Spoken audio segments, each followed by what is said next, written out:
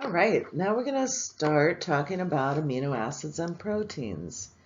Um, Proteins are biomolecules like lipids, carbohydrates, and they contain what are called amide bonds. So these are bonds essentially that link amino acids together. Okay. This is the amide bond. It occurs between a carbonyl carbon, or the carbon that was the carboxyl end of the amino acid. So we will get to this, but every amino acid has a carboxyl group, an amino group, R representing a side chain, and this hydrogen up here. So this amide bond is between that carboxyl carbon and the amide nitrogen of the next amino acid. So these are all amide bonds, or the bonds that hold amino acids together to form proteins. So quite a bit of our body weight is from proteins, 50%.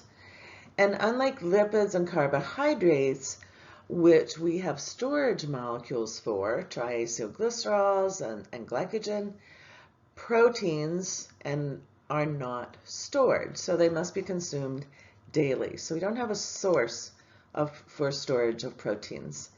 There is a recommended daily intake or amount that we should consume, and that's about 0.8 grams of protein per kilogram of body weight. And of course, children who are growing beings need more than adults. And the dietary protein comes from eating milk or meat and drinking milk. So general features of amino acids, I started describing this on the previous slide, but amino acids contain at least 2 functional groups. Okay, maybe more, depends upon the identity of that amino acid. So we have the amino group on the left side of that central carbon, and we have a carboxyl group on the right side of that central carbon. That central carbon then is called an alpha carbon. Okay. So we have an alpha amino acid. So alpha carbon is immediately to the left of that carbonyl group.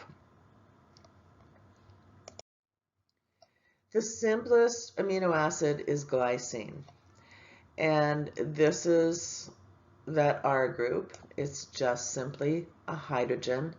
This is the only amino acid that does not have a chiral carbon.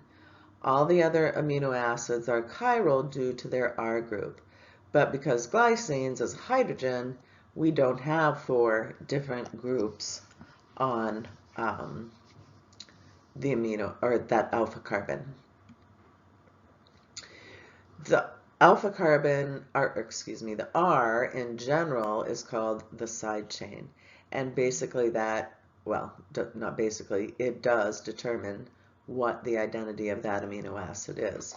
So all the side chains are unique to a particular amino acid. If R contains a nitrogen atom, then we are going to have, or that R chain, we're going to have a basic amino acid. And if there is a second carboxyl group, or one in the R chain or the side chain, we'll have an acidic amino acid. So amino acids can be neutral, they could be acidic basic, they can be polar, nonpolar, depends upon the identity of that amino acid. So since amino acids contain a base in the amino group and an acid in the carboxyl end, protons transfer from the acid to the base to form what's called a zwitterion. Okay, so we have that nitrogen with a lone pair.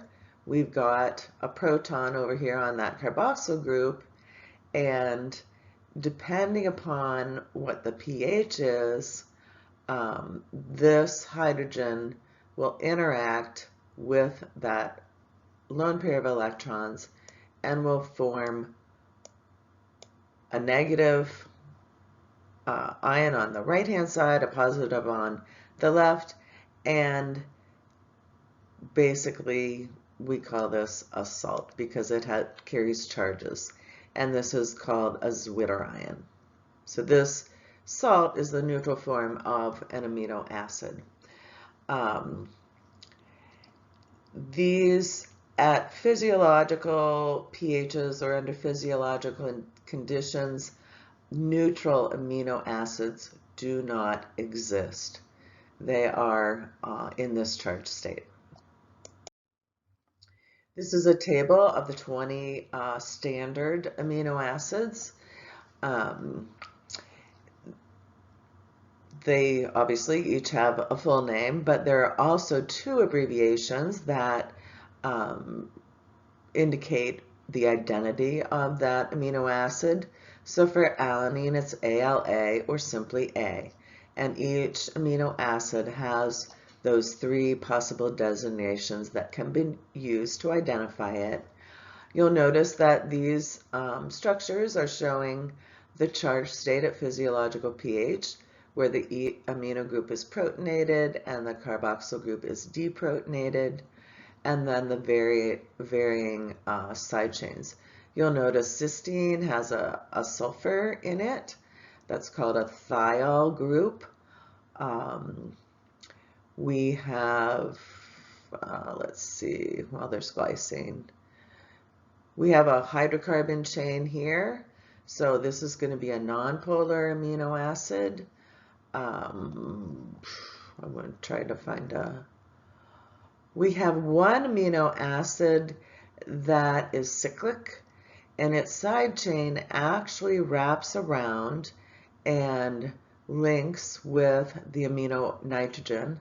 So the alpha carbon is right here, and it links around and bonds with that amino nitrogen.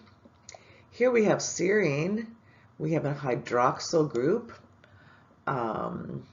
Threonine also does. I'm trying to find the, oh, they must have been on a different slide. I think they are. Hang on. And we also have these aromatics. You'll see tyrosine, tryptophan, phenylalanine have benzene rings in them, so they are aromatic amino acids.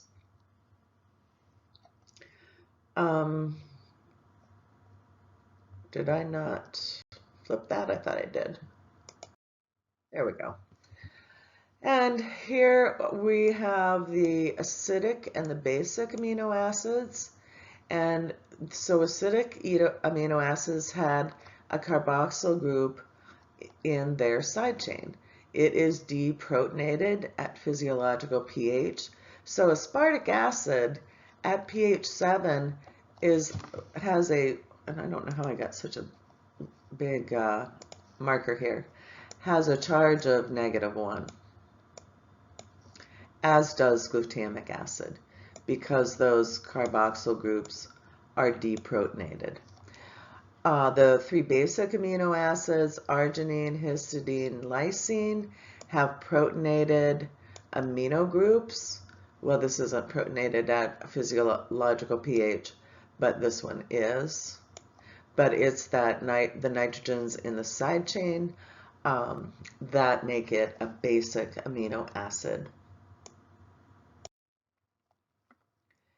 So all amino acids, with the exception of glycine, have a chiral center on the alpha carbon, and I've basically already told you this. When we looked at carbohydrates, we also saw that there were D and L conformations. Well, the same occurs for amino acids. And so amino acids that have the amino group on the left side are the L amino acids. If the amino group is on the right side, we have a D amino acid. So we have enantiomers of our amino acids as well. However, it is the L amino acids that are biologically significant and naturally occurring. Whereas, if you recall, the carbohydrates were the D carbohydrates. So we've already noted this, that the amino acids exist neutrally as a zwitterion, assuming there is no net charge on the side chain. But when we have a neutrally charged amino acid at a certain pH, we say that that is its isoelectric pH or isoelectric point. So isoelectric point. And depending upon what the pH is going to affect the charge of an amino